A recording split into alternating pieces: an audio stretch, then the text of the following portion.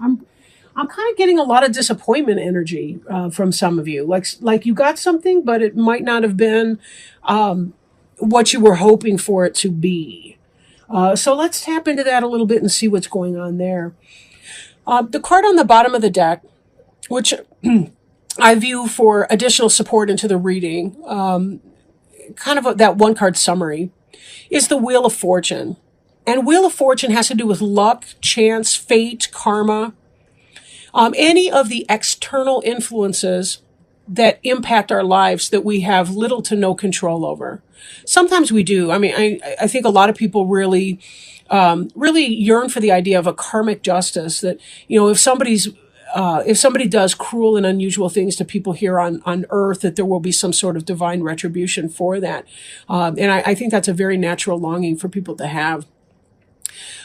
Sometimes we do good works in the hopes of turning our karma for the better. Sometimes luck is just luck, though. It can be good, it can be bad, it can be indifferent, and it has nothing whatsoever to do with the person. So kind of differentiating between those two effects. But sometimes with the Wheel of Fortune, it really is about we get out of our own way and then the doors can open for us. So we do have to do our part, whatever that is, because we really don't know when the Wheel of Fortune turns, if it's going to be karma or luck, fate or chance. We don't always necessarily know that. But certainly there's energy behind the scenes that are helping to make this happen. And we'll return to this card most likely during the reading as we get the other cards. We get some view of the other cards going. Covering you, your basic environment is the Knight of Pumpkins. Slow moving energy. But this is kind of about going forth and seeking, maybe seeking some place to plant your feet a little bit. Some of you have changed jobs, for example, and there may be a sense that you are still kind of looking. That's what was coming to me as I was coming out of these, as I was looking at these cards, laying them down. Because you're crossing energy, like the influence that's coming into play is a sense of disappointment. I feel like you were looking around, you took an opportunity. In fact, you even had success with that opportunity with the Six of Imp cards here.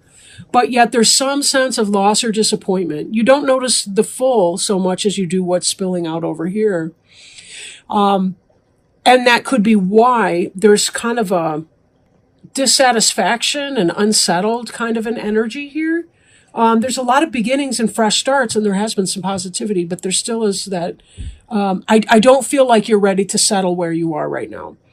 Right. But this is slow energy. He's kind of looking around. Maybe this is you putting out job applications or, putting forward that sort of energy, into that.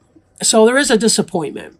Even if you got what you wanted, it still could be that there's a disappointment. Kind of like, say you graduate high school or college, that's what you wanted to do, but there can still be that sense of loss or disappointment at the end of that, because it's kind of like, well, okay, now what? I'm mourning the loss on the one hand. I'm grateful to be done, and yet I'm a little scared about my new steps. So that's kind of the energy that's embodied in here. It doesn't have to be about a college student, of course. It could be a job or career change. This Seven of Imps is about you thinking about moving on to your next thing. Someone's pointing out the house at the top of the hill. Could be a haunted house, could be a positive house. We don't really know. And there's a sense of curiosity and looking around. The faces that we can see have different expressions on them, but some of them are looking back at the smallest one, saying, what do you want to do with that? This figure right here represents you, the person who's moving on, and trying to get a sense of, yeah, we're moving on, but we don't really know to what just yet. But this is imps, and that's the fire suit. So that's sort of about taking your passion and putting it into action. And that's clearly what they're doing here is they're moving on. So that could be motivated in part by disappointment, but it's harder to move on into something new if you're focused on the disappointment in your present tense or past tense, as opposed to looking at something positive that you want to be going into. In other words, if you're the mule attached to the cart, it's harder to move on because you feel the stick poking at your back than it is because you're chasing the carrot in front of your nose, right? We always want to find the carrot in motivating us into action. Otherwise, there can be a sense of lack of direction or a sense of confusion that comes about with that if we're not really sure what it is that we want to do. So you did get something that you wanted, but you're still feeling that sense of dissatisfaction. Could be that you moved out of one situation that was bad into another situation that may be better, but it's still not quite where you feel your heart wants you to be. And certainly in the past tense, the recent past, or present tense moving into the past, we have this card of thievery. Either somebody stole from you or you stole from them. But given the disappointment here, the disappointment is conveyed by this little figure in the cat suit. And this is the card of disappointment, heartache, negative action against you. The moon is not thrilled with the hamburglar over there on the right-hand side, the big tall figure. The cat is looking angry. And the bats seem to be hovering in consolation, even as the kid in the clown suit is providing consolation to the kid in the cat suit. But this energy here is so much about the disappointment. Disappointment. And again, we see that here too. So it was from this kind of energy where it felt like a theft or someone stealing something from you or treating you unfairly or unkindly or taking advantage of you in some way into a new situation that still involves some kind of loss in spite of there being the victory. You got out of the frying pan into the fire, I guess. But the new situation, I don't feel like it's quite as bad as, the fire analogy. But anyhow, in the future, the immediate future, we have temperance. Temperance has to do with peaceful waiting, right?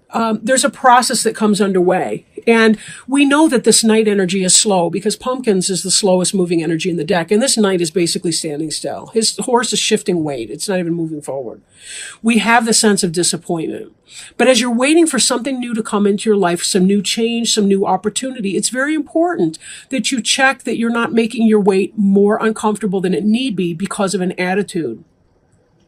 You have the right to feel disappointed or frustrated or lost or lack or any of that. But it's always best to clear that energy in a healthy way. Allow yourself angry journaling, crying, talking to your friends or your therapist or whoever you need to talk to about it. Give vent to your feelings and then be sure that you're doing self-care so that you can put yourself back into a positive space again. Do your meditation and ask for spiritual and divine support, whatever that means for you. The card representing you here is the Page of Pumpkins.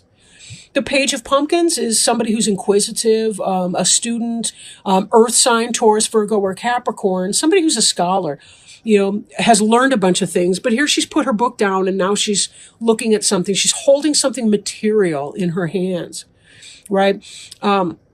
This is about taking that learning and making it manifest, right? Learning how to actually apply your knowledge, and that energy is carried further into the Knight of Pumpkins energy, because knights tend to be about going forward into the world and using their learning to create something, right? But this is still kind of that scholarly or learning phase. Now she's out of the books and into the science lab, I guess. Doing experimentation and so on. But this can also be the beginning of a new business, a new start for some of you. You may be trying to create a business on your own, doing something like that. With that kind of guidance, that may be the most positive thing that you can do for yourself, creating a new life or new environment. Now, in your environment, things are not very clear. The moon can be about deception. It can be about he's going mad, howling at the moon here. He's a lunatic. We have the contradiction of the French bulldog. The French bulldog is the domesticated dog. They have similar ancestry here, but yet he's calm and he's civilized, essentially. He's been trained. He's good. This character, he's dangerous. He's bending wires. The skull, the pumpkin, they all look afraid of him. Right? The cat looks aggravated. Look, what the hell are you bringing this unstable energy in here for? So in a world that may be unstable for you, be careful that you're checking in with yourself so that you know what your best options are and continue to follow your leads into some new pursuit, whatever that might be, right? The Hopes and Fears card, this is about getting away, making some big escape. But this card here has to do with theft, stealing, getting away with something. So be very, very careful that you're not engaged in some kind of thievery or that type of situation. You could be afraid that someone's going to try to steal from you again, or do you wrong again. Keep your karmic side of the street clean. And then this Wheel of Fortune may not manifest to the negative for you. You may have nothing to worry about in that. I'm not really feeling a lot of negative energy. I'm just feeling maybe a general sense of disappointment here because your step that you've taken right now isn't exactly what you want to do. And, right below the Wheel of Fortune card, we've got this Nine of Imps. And the Nine of Imps is about guarded energy. They're guarded. They've been through a battle. The battle's now over, but they're still feeling kind of like a wounded warrior. They're used to getting screwed with, and you half expect it again. But be careful, because sometimes we manifest things through our fears, and we don't even realize that we're doing it. Now, the final outcome card is more disappointment. Right? The trick-or-treater here lost the bag of candy, but this other trick-or-treater hasn't noticed and is pulling this kid forward beyond.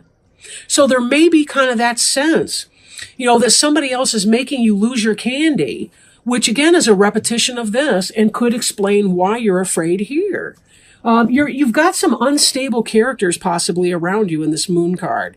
Could be that people are being deceptive. They're not sharing all that is needed to know for you to make your best choices.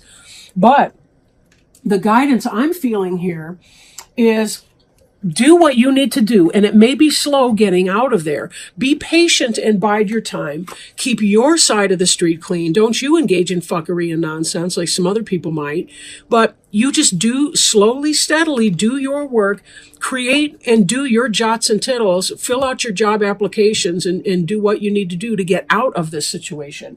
And in time, it will happen. Because the Wheel of Fortune, even though this person looks terrified, it will take a hand. Temperance is a good card. And it really is about, the cake is in the oven. There's nothing we can do. We can't turn up the heat or we'll burn the cake. It'll be weird. We sort of just have to bide our time in that and allow for fate to have a hand in it. If you do what you need to do, keep your karma clean, in time, the universe will catch up. They are orchestrating things behind the scenes, even if you don't know what that is just yet. So be patient, and remember that patience is ultimately peaceful waiting. Peaceful waiting. So now, with that in mind, I do want to pull a Alice in Wonderland Oracle card by Lucy Cavendish. Beautiful cards. They just were released in September.